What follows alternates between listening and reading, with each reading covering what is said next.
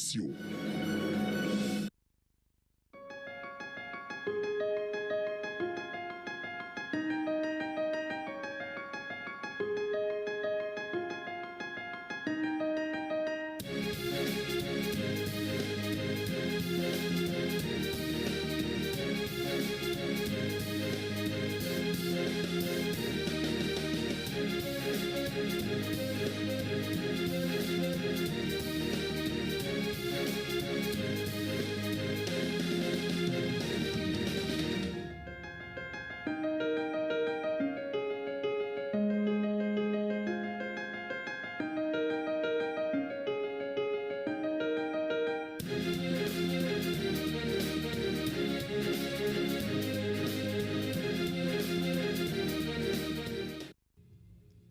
La territoriale militantiste face au développement local en République démocratique du Congo, c'est notre sujet dans À nous la science d'aujourd'hui, fidèles téléspectateurs. Messieurs et dames, vous êtes nombreux à aimer cette émission.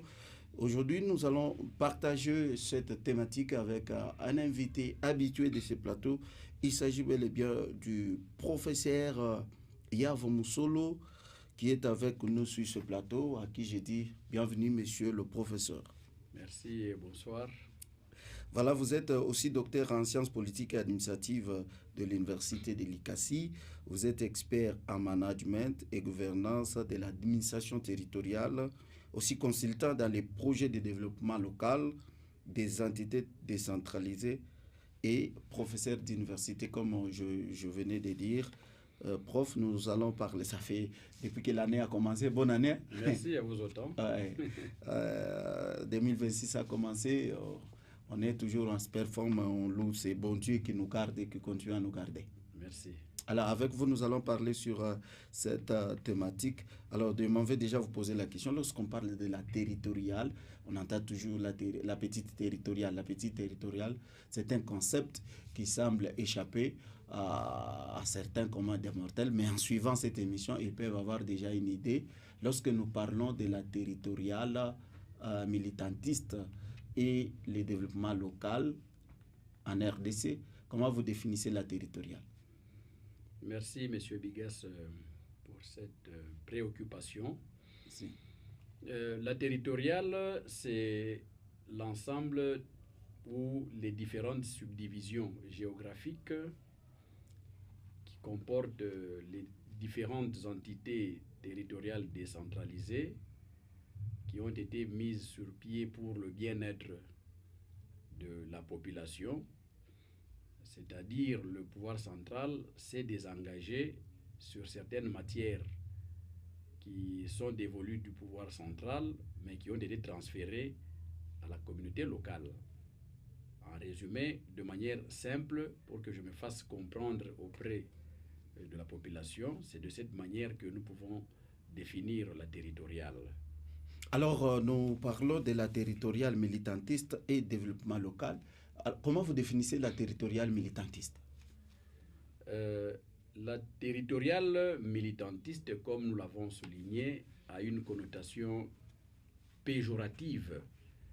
Pourquoi une connotation péjorative? Parce que nous sommes en train de déplorer la mise en place d'une territoriale partisane, en lieu et place d'une territoriale technocratique, professionnelle, celle qui doit être tenue par des responsables qui ont cette capacité, des compétences à pouvoir gérer les choses de manière beaucoup plus scientifique, beaucoup plus technique et professionnelle.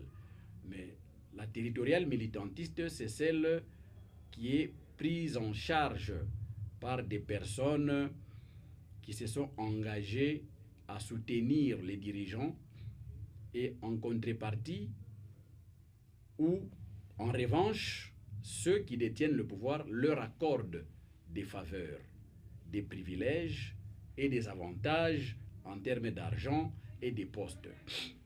C'est comme ça que notre territoriale en RDC est prise par des individus que nous qualifions des militants. D'où nous l'avons qualifié de territoriale militantiste.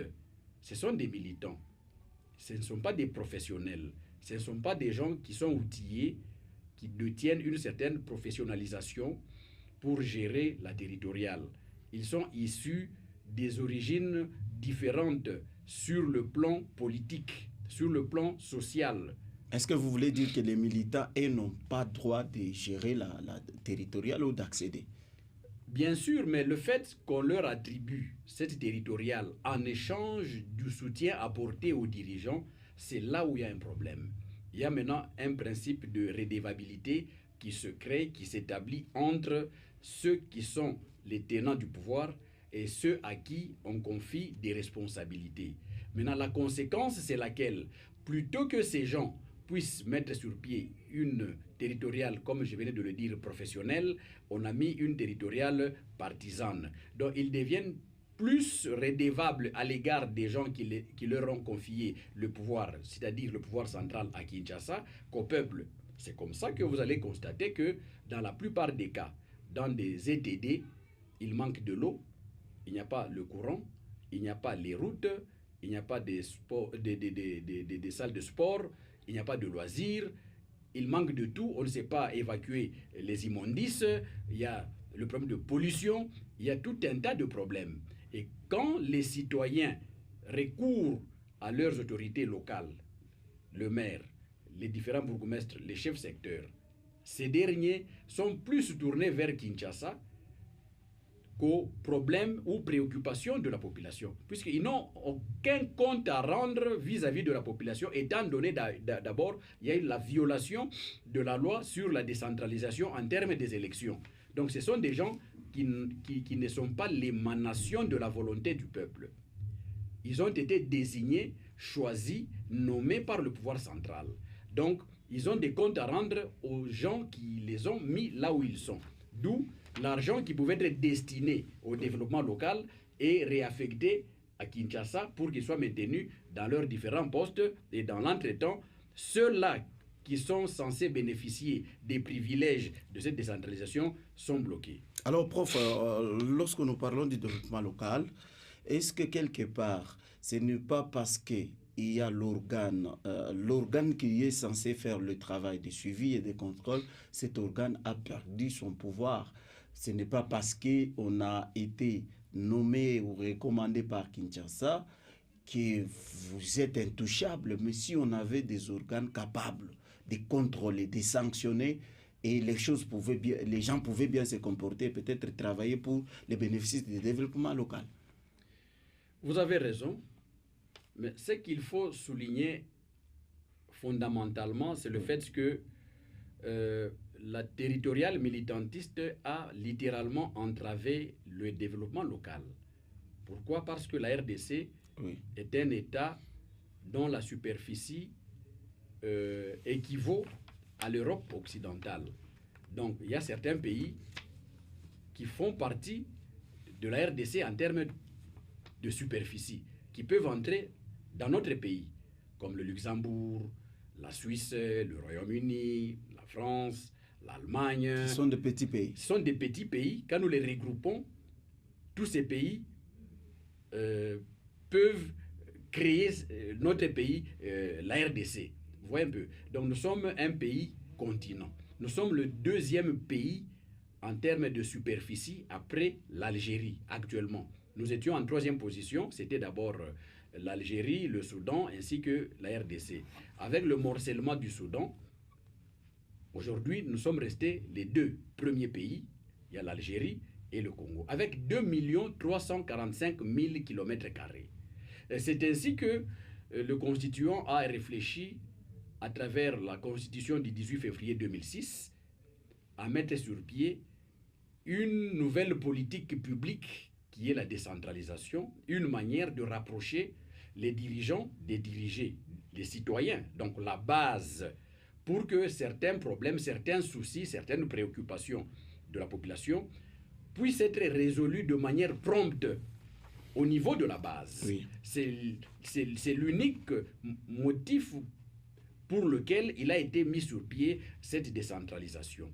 Mais quand nous observons les contours de cette décentralisation, nous avons constaté, c'est comme si on a donné la chèvre, mais on a retenu la corde. Est-ce que vous voulez dire que les partis politiques les membres qui viennent des partis politiques, qui sont recommandés par les partis politiques, les gens qui les recommandent ne tiennent pas compte des compétences et des capacités de ceux qui doivent être... On ne tient pas, on ne tient pas compte de la compétence. Vous pensez que la nomination se fait sur base partisane, sur base de copinage, de la parenté, des amitiés, le fait seulement que vous soyez adhérent, sympathisant ou militant d'un parti politique, d'office, vous devez jouir du privilège pour que vous soyez nommé dans la territoriale. C'est comme ça que, sans pour autant citer les noms des gens, mais nous avons fait une autopsie, un diagnostic sur l'ensemble de l'appareil territorial en RDC. Il y a certaines personnes qui furent autrefois les enseignants de l'école primaire, aujourd'hui qui sont des bourgmestres. Il y a certaines personnes qui ont fait les études de coupe et couture, qui sont des chefs secteurs, qui sont des bourgmestres, qui sont des maires. Il y a des gens qui n'ont jamais travaillé nulle part. Vous pensez que ça fustige l'administration? Mais ça coince quelque part. Ça bloque le fonctionnement régulier des institutions, puisque pour être responsable d'une entité territoriale, il y a certaines notions que vous devez maîtriser. En l'occurrence, vous avez dit à l'université, comme les finances publiques, l'économie, les notions de développement, les notions de droit. Il y a autant de notions que vous devez disposer. La comptabilité. Mais quelqu'un qui provient de nulle part, il arrive, on lui confie la gestion d'une quelconque entité parce qu'il y a la redevance minière, puisque c'est lui qui l'a mandaté, c'est lui qui a mis son nom sur la liste pour qu'il soit nommé. À chaque fin du mois, il doit attendre $100 000 de la redevance. Cette redevance minière est prévue par le Code minier pour le développement local. C'est comme ça que vous trouvez que dans certaines communes, on n'a jamais asphalté même un seul kilomètre de route. On n'a jamais placé le courant en permanence. Il n'y a pas de l'eau potable. Il n'y a pas de ponts. Aujourd'hui, les gens sont en train de se plaindre. Il n'y a pas de route. Il y a la pollution. Il y a l'insécurité. Tout ça, ce sont des fléaux engendrés par une mauvaise gouvernance et par cette amitié, le copinage. Puisque ceux-là qui nomment tous ces gens pour qu'ils viennent gérer la territoriale, ce sont des parrains, ce sont des parapluies. Et comme on a étouffé les élections locales, et pourtant c'est depuis 2006 qu'il devait être mis sur pied des organes qui devaient être l'émanation de la volonté du peuple. Jusque-là, tous ceux-là qui gèrent sont l'émanation de la volonté des individus. D'où il y a blocage. Aujourd'hui, nous ne savons rien dire, puisque ceux-là qui sont en train de gérer, ils sont pris en otage. Ce sont des garçons des courses, ce sont des femmes des courses, ce sont des marionnettes des gens qui les ont amenés dans les différentes entités territoriales décentralisées. Oui, ils doivent leur donner de l'argent. La question que je veux aussi vous poser, est-ce que le fait pour la RDC, quand vous prenez dans toute sa diversité, on a comme impression, dans tout ce qu'on fait, toutes les personnes qui sont nommées, c'est pour une cohabitation pacifique. C'est pour la représentativité de nos cultures et de nos tribus. Est-ce que cela est aussi la cause de ce que nous vivons comme problème pour le sous-développement? C'est un problème. Parce que si on met quelqu'un qui n'est pas du coin, on sait comment ça arrive, c'est vrai, c'est lui. Il y a quelqu'un qui peut répondre dans ces critères, mais il n'est pas du coin. On ne va pas les nommer. Ça aussi, on ne doit pas se cacher. Est-ce quelque part, ce n'est pas parce que notre population n'a pas aussi encore atteint ce niveau de vos revendications? L'ethnicité constitue un fléau qui gangrène le bon fonctionnement des institutions. Actuellement. Je me souviens du temps du maréchal Mobutu, quand bien même ce fut la période de la dictature, le maréchal avait institué la territoriale des non-originaires. Et cette territoriale des non-originaires a porté des fruits sur l'ensemble de la République. Dans la conception du maréchal, si vous êtes gouverneur, vous ne pouvez jamais gérer chez vous, dans votre province d'origine. Donc, il a permuté tous les gouverneurs. Vous êtes du Bas-Congo, vous allez gérer dans le Haut-Zaïre. Vous êtes du Haut-Zaïre, vous êtes au Chaba, au Katanga. Vous êtes du Katanga, vous êtes dans le Kassai oriental, Kassai occidental, ainsi de suite, dans le Kivu. Les commissaires de zone, commissaires sous-régionaux, ou les maires, oui. le qualificatif actuel, dans le temps, vous ne pouvez pas gérer dans votre propre province, dans votre propre territoire. Et les fruits étaient palpables. Le cas le plus patent, moi je me souviens, l'ancien maire de la ville, Koyagia Lomba, c'était Guerembo. ancien commissaire sous-régional dans cette ville de Likassi. Dans le temps, c'était l'appellation commissaire sous-régional. C'est lui qui a mis à la disposition de la mairie de Likassi le bâtiment sur l'avenue de la Mine aujourd'hui. Le bâtiment de la mairie de Likassi, c'est l'ancien gouverneur de région Koyagialo. Quand il était maire de la ville à Likassi, c'est lui qui a acheté ce bâtiment au profit de la mairie. Il n'était pas katangé, c'était quelqu'un de l'Équateur. Mais nous connaissons certains katangés qui sont passés aux affaires, qui n'ont même pas laissé un balai à la mairie, ou bien dans certaines communes. Non. Ça et là, nous connaissons certains Kassaïens, certains individus de Kisangani, de Bukavu, de Goma, là où ils sont passés chez eux. Ils n'ont même pas laissé même un stylo, même pas un vélo. Pour vous dire, il y a des gens qui ont des compétences, qui ont le leadership, le management. Moi, je vous dis qu'Oyagialo, c'est lui. Moi, je mets ma main à couper. Moi, je ne suis pas de l'Équateur, je suis katangé. Mais je vous dis, c'est celui-là qui a mis à la disposition des katangés. Les bâtiments que nous avons. Oui, à la mairie, c'est Koyagialo. C'est lui quand il était maire de la ville en 1978, ici à Likassi. Moi, je suis né à Likassi. J'ai fait mes études primaires, secondaires à Likassi. Il n'y a que l'université que j'ai faite en dehors de Likassi, à Lubumbashi, à l'Unilou. Je connais l'histoire. Demandez à quiconque, on vous dirait que le bâtiment de la mairie, l'hôtel de ville, c'est Koyagialo qui a mis à disposition de la mairie. Il n'était pas d'ici. Donc, comme pour dire, le maréchal avait réussi en mettant sur pied la territoriale des non-originaires. Aujourd'hui, il y a une phobie qui s'est installée dans certaines mutualités tribales. Quand on fait une mise en place dans la territoriale, ils doivent d'abord voir les leurs. Même si c'est un délinquant, même si c'est... Mais c'est aussi ça le problème de ceux qui nomment, parce qu'ils disent, voilà, mieux vaut satisfaire les réclamations que respecter ce que vous dites. Non, cher journaliste, moi je connais à certains endroits où il n'y a pas de pont. Mais l'administrateur du territoire, il est du coin. Le maire, il est du coin. Le bourgmestre, il est du coin. Et il s'entête pour dire, c'est chez nous. Même si rien. je ne gère pas assez. Et puis ce n'est pas seulement dans la territoriale. Il y a certaines institutions dont nous taisons les noms et qui sont gérées par les autochtones, les plus proches. Mais aujourd'hui, c'est le fiasco. Il y a, dans certaines institutions, dans certains endroits, dans certains milieux, si vous n'êtes pas de là, vous êtes le malvenu. On vous dit, vous n'êtes pas d'ici. Avec le découpage territorial, il y a certains services qui ont été transférés ça et là. Il y a certains individus qui ont perdu. Quelle est votre analyse sur les découpages? Parce que les découpages aussi tombent dans l'impact sur le développement local. Les découpages, c'est un élément, un clavier qui a déclenché le développement ou qui a plus plongé les Congolais de manière générale dans cette exclusion, dans cette division, savoir qui est de tel. Dans l'esprit du constituant, le découpage devait favoriser le rapprochement de certains décideurs vis-à-vis de la base. C'est tout à fait normal. Nous avions le Grand Katanga. Le gouverneur, au niveau de Lubumbashi, devait prendre des mesures qui concernaient Kamina, qui concernaient Luena, qui concernaient Kalemi, Kabalo. C'est très loin. C'est très loin. L'esprit du constituant, c'était pour qu'on puisse rapprocher les décideurs des citoyens.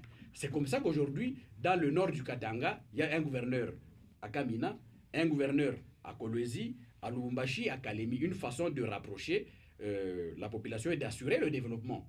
Mais le mal aussi, c'est que si vous n'êtes pas autochtone, vous n'êtes pas originaire de ce coin-là, vous êtes exclu de la gestion de la chose publique, hormis vos compétences. Bon, moi, je suis docteur en sciences politiques. Je renferme toutes les capacités, toutes les compétences possibles.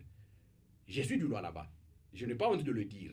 Mais si je me retrouve dans une province autre que le Lualaba, mais dans le Grand Katanga, je serai l'objet d'une certaine exclusion.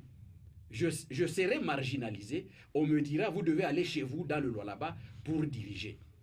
Quel que soit les savoirs. Or, le poste qui devait me revenir, par exemple, chef de division provinciale 2, on peut le confier à quelqu'un qui n'a même pas un diplôme universitaire, le simple fait qu'il soit de là. Ça, c'est déjà l'anthropologie politique. Une phobie, une folie que les gens ont instaurée. Niwakwetu. Adara Bishinda, Niwakwetu. Abiweze, Niwakwetu. Même si vous venez avec des idées géniales, même si vous voulez réhabiliter les routes, non, tu n'es pas d'ici, vous devez quitter. Moi, je vous dis, il y a certains endroits chez nous en RDC, d'une manière générale, quand on vous y affecte, vous allez, même si vous êtes notifié, vous n'allez pas prendre possession du bureau. On vous dit rentrez d'où vous venez. Vous devez rentrer d'où vous venez. Je crois que vous avez appris, il y a un secrétaire général qui venait d'être suspendu, le fait qu'il ait renvoyé certains agents en province du Katanga vers Kinshasa. Il a été suspendu. Donc ce sont des sales manières, des mentalités qui ont élu domicile dans notre territorial, dans nos services publics. Quand quelqu'un arrive pour gérer, il se fait entourer de ses frères, de ses beaux-frères, de ses tantes, de ses nièces, soit disant qu'il est en sécurité. C'est ce qui entrave ou qui bloque le fonctionnement régulier des institutions. Alors, merci beaucoup, prof, fidèle téléspectateur, merci Zidane. Nous avons le sujet de la territoriale militantiste et le développement local. Et en RDC, ce sujet, nous sommes en train de les traiter sur ce plateau avec les techniciens de la science, le professeur Yahav, qui est avec nous sur ce plateau. Mais c'est Tchani, vous devez retenir le prof, son nom, plus le nom de baptême, c'est Frédéric. Peut-être que vous ne connaissez pas. Parce que j'ai vu beaucoup de gens me poser, tous les gens me posent à chaque fois des questions. Mais le docteur Yav, il n'a pas son nom c'est Frédéric, mais ce n'est pas trop connu. Alors, on est là dans le cadre de cette thématique. Alors, professeur, cette fois-là, on va parler. Alors, comment la territoriale peut impacter le développement?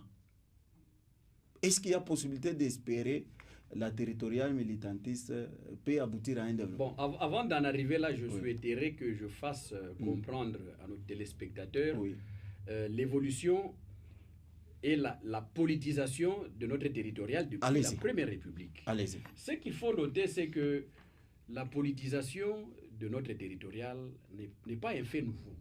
C'est depuis la Première République. Donc les dirigeants de la Première République, du temps de Kasavubu, Lumumba, n'ont pas été vraiment très préoccupés par les affaires de la territoriale. Pour être désigné comme responsable dans la territoriale, vous devriez faire partie de l'un des partis qui était géré par ces individus en son temps. C'était le début de la politisation de notre territoriale. Avec le coup d'État de 1965 opéré par le maréchal Mobutu, en 1967, quand il a mis sur pied le mouvement populaire de la révolution, le MPR, c'est là qu'on a politisé à outrance notre territoriale. Pour que vous soyez cadre de la territoriale, vous devez faire partie du mouvement populaire de la révolution. Alors, à partir de là, les résultats de ce que vous dites là, c'était plus l'élite politique qui était là, ou c'est l'individu de Mobutu qui a réfléchi pour consolider son pouvoir? C'était une manière de consolider le pouvoir. Donc, de 1965 à 1997, quand Mobutu a fui, il a été déposé par la rébellion de l'AFDL. Tous ceux-là qui ont géré la territoriale furent les membres effectifs du mouvement populaire de la révolution. Vous devriez manifester la loyauté, la fidélité à l'égard du guide qui était le maréchal Mobutu. C'est comme ça que l'appareil territorial a joué le rôle de figurant. Donc, la décentralisation, c'était un simple slogan, un simple discours, qu'une réalité. Donc, pour que vous soyez nommé commissaire de zone, commissaire sous-régional, il fallait être du MPR, avec comme mission de consolider l'idéologie mobutiste. Donc, si vous n'êtes pas du MPR, vous ne pouvez pas être nommé dans la territoriale. C'est comme ça qu'on a recruté même les Sakayonsa. Les gens qui jouaient, qui dansaient, on a fait de ces gens gouverneurs. On a fait de ces gens commissaires sous-régional. Avec des conséquences? Avec des conséquences, bien sûr. Effectivement, quand bien même il y avait cette territoriale des non-originaires. Mais on a récupéré même les Sakayonsa. On a récupéré tous ces fanfarons dont on a mis sur pied une territoriale de fanfaronnade. Vous comprenez? Et en 1997, lorsque le maréchal Mobutu a fui, l'AFDL a pris le pouvoir. Ne pouvaient être nommés dans la territoriale que les cadres de la rébellion ou de l'AFDL. C'était la pérennisation. La pérennisation, la continuité.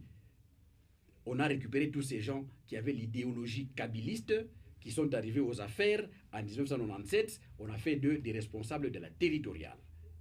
Même si vous n'êtes pas de l'AFDL, mais vous devez adhérer à l'AFDL. avec la mort tragique de Mouzé en,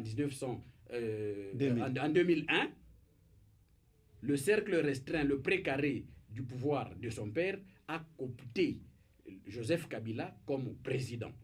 De 2001 jusqu'en 2004, avant la signature de l'accord de Sun City, et Joseph Kabila également a mis sur pied une territoriale militantiste. Il fallait être de son entourage pour que vous puissiez bénéficier des privilèges en termes de postes. Et lorsque l'accord de Sun City a été signé en Afrique du Sud entre les différents belligérants, c'est comme ça qu'on a encore renforcé la politisation de la territoriale entre les différents belligérants. Le MLC a mandaté ses cadres dans la territoriale, le RCD de Roubaix-Roy, mêmement. Il y avait aussi le gouvernement a mandaté les siens, l'opposition politique, la société civile, les maï-maï. Donc on a trouvé un conglomérat d'aventuriers qui ont géré cette territoriale jusqu'à la fin de la transition. Et nous, la population, nous étions en train d'espérer qu'avec les élections de 2006, on aurait pu également aligner les élections locales, au même titre que les élections présidentielles, législatives, nationales et provinciales. Malheureusement, jusqu'au jour d'aujourd'hui, nous n'avons jamais eu de bourgmestres issus des élections. Parce que vous parlez des élections au niveau local, mais on sait que les élections qui se sont passées en 2023, il y a certaines villes et certains endroits où on a organisé ces élections. Certains chefs-lieux, on a soi-disant élus. Oui. Mais on ne sent pas toujours l'impact. On ne sent pas. Pourquoi? Les conseillers municipaux ne sont pas payés. Il y a un conflit, des réclamations. Un conflit qui s'érige, qui s'établit entre les bourgmestres, les maires et les conseillers soi-disant élus. Pourquoi? Parce que ceux qui sont en train de gérer au quotidien, le maire, les bourgmestres, ils se disent ne pas être concernés par ce qui s'est passé. Eux, ils dépendent du ministre de l'Intérieur. Ils dépendent de qui? De Kinshasa. Vous voyez, ils n'ont rien à voir avec. Pour démettre un bourgmestre, un maire, ça pose un problème. Ça pose un problème. Alors nous pouvons savoir c'est quoi le travail lorsqu'on organise les élections au niveau local. Comment ça se passe? Les organes. Mais l'organe délibérant, comme le conseil de ville ou le conseil urbain... Surtout qu'on n'a pas eu les élections à l'Ikassi. Oui, c'est une espèce de parlement. Un organe censé voter le budget, contrôler la gestion quotidienne de l'exécutif local. Vous voyez un peu. Aujourd'hui, ils peuvent même mettre de côté le maire ou bien le bourgmestre. C'est cet organe-là. Oui, l'organe délibérant, le conseil de ville ou le conseil urbain. Mais aujourd'hui, on a établi une espèce d'organe qu'on appelle... Est-ce qu'à l'Ikassi, ça existe dans les zones où on n'a pas... les villes où on n'a pas organisé les élections? Dans les communes que je connais, il y a ce qu'on appelle le conseil local de développement. Une espèce... d'organes constitués d'individus qu'on a ramassés ça et là, les enseignants, les pasteurs, ils se réunissent autour du bourgmestre, ils se partagent le butin, ils décident sur tel projet, sans l'assentiment de nous, la population. C'est une violation. C'est une violation. En lieu et place, on a mis cette espèce d'individus qu'on a ramassés, sont des ramassis d'individus. Mais on ne dénonce pas, vous ne dénoncez pas. Est-ce que la population a le temps de dénoncer? Est-ce que la population vraiment a le temps de dénoncer? Et c'est ce que vous êtes en train de faire. C'est ce que nous sommes en train de dire aujourd'hui. Donc, en lieu et place, il fallait qu'on puisse mettre les organes délibérants capables de contrôler le... Mais quel est le danger lorsque on prend cet organe? On sait qu'il y a des pasteurs, il y a des professeurs, il y a des jeunes qui sont les présidents, les chargés de communication des différents partis politiques. Est-ce qu'ils peuvent jouer correctement les rôles, bien qu'ils n'ont pas été... ils ne sont pas passés par les votes pour... Monsieur le journaliste, un enseignant qui touche 200 000 francs à la fin du mois, à qui on peut remettre $200 par la commune, vous croyez que ce monsieur peut refuser l'initiation d'un tel projet, quand bien ce projet c'est un projet bidon? Un pasteur qui a 14 fidèles, il n'a pas de dîme, il n'a pas quoi que ce soit, il est aussi là-bas, on lui donne $500, est-ce qu'il va refuser? C'est ça le danger. C'est ça le danger. C'est ça le danger. Ce sont des aventuriers, des gens qui sont là juste pour bouffer l'argent et faire passer certains projets qui ne sont pas vraiment réalistes. Nous sommes en train de vouloir qu'il soit mis sur pied une territoriale de développement et dont les individus sont dotés de compétences énormes, bien formés, des gens qui jouissent d'une certaine éthique, d'une certaine déontologie de la carrière, de la territoriale.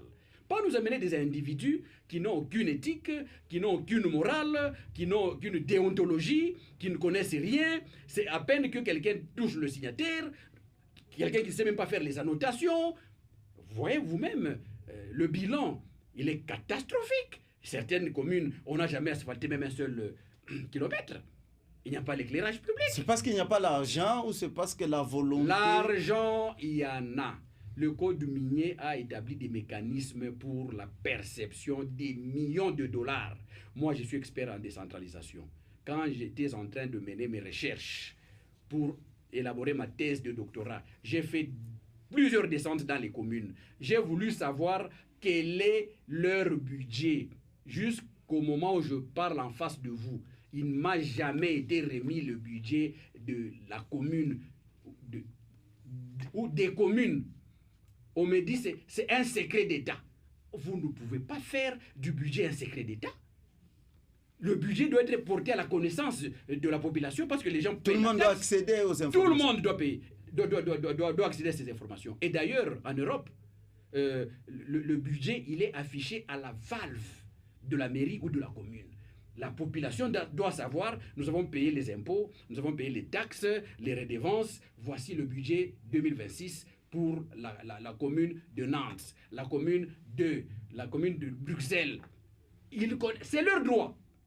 Chez nous ici, même quand vous allez dans toutes les institutions, moi j'ai mené les recherches, on vous refuse le budget. On m'a fait marcher. On m'a demandé de l'argent. Donne-nous d'abord de l'argent. Vous donnez l'argent, mais on vous donne un autre document qui n'a rien à voir avec ce que vous êtes en train de chercher. On nous cache le budget jusque-là. Vous pensez qu'il y a... C'est avec quelle intention? Je vous pose la question. Nous avons 4 communes à Likassi. Moi, je ne veux pas citer les noms des communes ni des personnes. Qui est celui qui connaît le budget de telle ou telle autre commune? Qui connaît le budget de la mairie? Où est-ce qu'on a... Le budget de l'exercice annuel. Oui. Qui connaît? Mais est-ce que où est-ce qu'on a affiché ça? Est-ce qu'il est important que la population connaisse? Mais c'est un droit pour la population. C'est un devoir citoyen pour le gouvernement, les dirigeants, de communiquer le budget. Ce n'est pas un secret. Il est de notre droit, nous, population, de connaître le budget. Bon, nous avons payé le budget. Et nous avons payé l'impôt. Nous avons payé les taxes. On a élaboré le budget. Le budget, il y a les recettes qui entrent et les dépenses qui sont effectuées. Nous devons savoir. Bon, quand vous nous cachez, donc il y a quelque chose qui ne va pas. Bon, pourquoi vous pouvez cacher? C'est comme aujourd'hui, Héros a son budget. Nous avons acheté ça, ça, ça. Nous avons dépensé ça, ça et ça. Pourquoi on cache le budget? Pourquoi on ne veut pas mettre à la disposition du public le budget? Pourquoi on ne veut pas afficher à la valve le budget est là, 2026, 2025, 2024? Les différents chercheurs de sciences politiques, s'ils arrivent pour élaborer leurs travaux, ils doivent prendre ça. Je vous dis, je vous informe. Mais même dans toutes ces communes, il n'y a pas de service d'archives. Quand vous y allez, on vous dit, non, vous savez, tel maire, quand il est parti, quand on a nommé tel autre, il a emporté tout l'archive, il est parti avec ça chez lui à la maison. Tel autre, il avait brûlé l'archive. Vous brûlez les archives de l'État.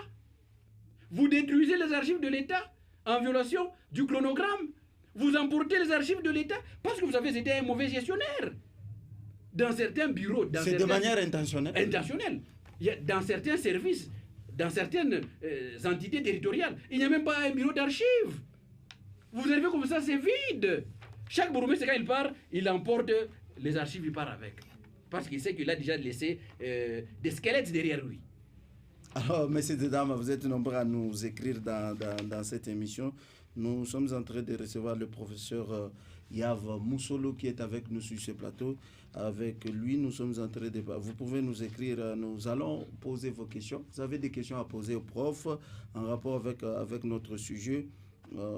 Prof, nous étions en train de parler sur l'évolution. Alors, nous sommes arrivés avec le régime actuel. Est-ce qu'on a senti la soif de mettre fin au militantisme? Parce qu'on a comme impression que c'est beaucoup de professeurs. On voit quand un professeur est dans un parti politique, on ne sent pas qu'il joue correctement son rôle. Le professeur peut acclamer, le professeur peut crier, mais cela n'exclut pas que s'il y a des compétents, ils peuvent être nommés. La question que moi je vais poser aujourd'hui, dans les zones où on n'a pas organisé ces élections locales, est-ce que c'était une manière de sacrifier cette population ou c'est parce que l'État a manqué de moyens et c'est comprenable? Monsieur Bigas, j'ai fait beaucoup d'analyses sur la décentralisation. Oui. Et c'est grâce à ces recherches que je suis devenu docteur en sciences politiques, expert en décentralisation. Je suis en train de faire le management de la gouvernance dans l'administration territoriale. Je suis expert dans cette matière. Le jour que vous allez parcourir mon travail de thèse de doctorat, vous allez trouver certains chapitres où j'ai explicité en disant le fait de ne pas organiser les élections au niveau local constitue un moyen depuis toujours pour maintenir la main sur la territoriale. Moi, je me souviens du temps où Kabila était aux affaires. Les élections locales n'ont pas eu lieu dans ce pays. La crainte, c'était que les opposants ne puissent pas remporter les élections locales dans certaines villes, dans certaines communes. Je connais un maire de la ville, Alikassi, qui a été révoqué, qui était de la majorité présidentielle du temps de Kabila. Le fait d'avoir autorisé l'organisation d'une manifestation politique d'un candidat de l'opposition. Vous vous souvenez? Oui. Il est parti pour ça. Ce sont des motivations légitimes pour lesquelles les dirigeants en son temps ont trouvé que ce n'était pas une nécessité. Ce n'était pas un problème de moyens, mais ce n'était pas une nécessité qu'on puisse organiser les élections au risque. Prenons la ville comme Lubumbashi, Likasi, où en son temps nous pouvions trouver un maire de l'opposition. Donc ça devait être la pagaille. Aujourd'hui de même, tous ceux-là qui sont en train de gérer, ils proviennent des partis politiques avec des missions bien précises. Aujourd'hui, on ne sait même pas contrôler la gestion de ces gens. Il y a l'enrichissement illicite dans la manière de gérer. Les organes délibérants manquent. Le CLD dont je vous ai parlé, Conseil local de développement, les pasteurs, les soi-disant enseignants... Mais vous y êtes dedans, non? Vous pouvez les aider. Écoutez, est-ce que ces gens peuvent contrôler le bourgmestre? Un bourgmestre qui gère, prenons le cas, 8 millions de dollars. Vous êtes à ses côtés là-bas, il vous appelle dans son bureau, 100 dollars, 100 dollars, 100 dollars. Qu'est-ce que vous avez à dire? Et puis vous avez quel mandat du peuple? Vous n'avez aucun mandat. Il peut vous démettre quand il veut. Non, il peut vous chasser. Il recrute d'autres si vous commencez à lui compliquer la tâche. C'est parmi les conséquences. Oui, mais puisque la décentralisation est une politique publique de développement local. Moi, je souhaite qu'on puisse créer l'école nationale de la territoriale. Une structure scientifique où l'on doit former les cadres de la territoriale. Que vous soyez nommé ou élu. Non, mais l'administration, l'école nationale d'administration, ça ne va pas. Non, non. Quelle sera la différence entre l'école nationale de l'administration, l'ENA, forme les fonctionnaires, les hauts fonctionnaires, les gestionnaires des services publics. Les services publics. Oui. Vous êtes licencié en sciences politiques, vous savez de quoi je parle. Mais moi, je souhaite, comme c'est le cas dans d'autres pays, la création de l'école nationale de la territoriale. Ça ne suffit pas d'être membre d'un parti politique pour bien gouverner. Quoi que vous soyez membre d'un parti politique, avec les insuffisances dont vous faites montre, vous devez passer par là. On doit maintenant vous former à l'éthique, à la déontologie de la carrière de la territoriale. On vous apprend comment vous comporter en tant que responsable, maire, bourgmestre. On vous apprend comment vous devez tenir des réunions, comment il faut marcher, comment il faut s'habiller, tout ça, des réunions. Vous pensez que c'est... Est-ce que c'est irritant parmi les problèmes aux différentes notions. Il y a les notions de fonction publique, il y a les finances publiques, la comptabilité, tout ça, on vous forme. Et quand on vous forme, là, nous aurons une territoriale dynamique, celle de développement. des gens compétents, des professionnels, des technocrates, des experts, des spécialistes, pas une administration des fanfaronnades, là où c'est infesté des fanfarons, des gens qui ne font pas montre de leur capacité. Il est là pour savoir, au marché là-bas, il y a combien de taxes, vous avez vendu comment, combien de taxes, il le prend, il le met dans sa mallette, non. Vous pensez que c'est ce qui se passe? C'est ce qui se passe. Vous êtes là pour savoir les entrées et les sorties, et les conflits. L'adjoint et le titulaire, ils ne s'entendent pas. Ils sont en train de se cafouiller les taxes. C'est un problème d'éthique. C'est un problème d'éthique. Il y a des gens, je ne sais pas d'où il est venu, directement il est parachuté dans la territoriale. Et puis, le danger, j'allais oublier avant de terminer, la territoriale n'est pas une récompense politique. Un endroit où l'on doit récompenser les frustrés, les gens qui ont échoué aux élections législatives nationales, provinciales. Vous les ramenez là-bas maintenant pour venir adoucir, atténuer leur frustration. Ils viennent s'asseoir là-bas. Bon, comme j'ai échoué à la députation nationale, je deviens bourgmestre. Et quand ils s'assoient là-bas, ils commencent à bouffer. C'est comme s'il était en train maintenant de récupérer l'argent perdu. L'argent perdu. Alors, prof, je reviens à vos fidèles téléspectateurs, messieurs et dames. Nous sommes en train de parler avec le professeur Yavo Moussolo, qui est docteur en sciences politiques et administratives, aussi professeur d'université, consultant en matière territoriale. Et il est avec nous sur ce plateau. Prof, vous étiez en train de dire que la territoriale n'est pas une récompense. Vous avez, c'est par là qu'on va jeter. Est-ce que, alors, comment on doit gérer? Est-ce quelque part, ce n'est pas, ce que nous vivons n'est pas une faiblesse de notre constitution, avec ce nombre de partis politiques, tous n'ont pas, vous ont aidé à gagner le pouvoir, alors comment vous allez les gérer? Bon, voilà, N'est-ce pas une faiblesse? C'est aussi une faiblesse le fait que nous ayons 450 partis politiques, 600 partis politiques, et tous ces individus voudraient devenir des députés. Lorsqu'ils échouent, il y a maintenant des pneus de rechange. C'est la territoriale. Vous avez échoué, allez-y dans telle commune, allez-y dans tel secteur, allez-y dans tel territoire, pour que vous soyez récompensé. Et les entreprises publiques n'échappent pas à cette règle. Oui, nous allons parler je suis en train d'ailleurs d'écrire un article sur le clientélisme et la gouvernance des entreprises publiques en RDC.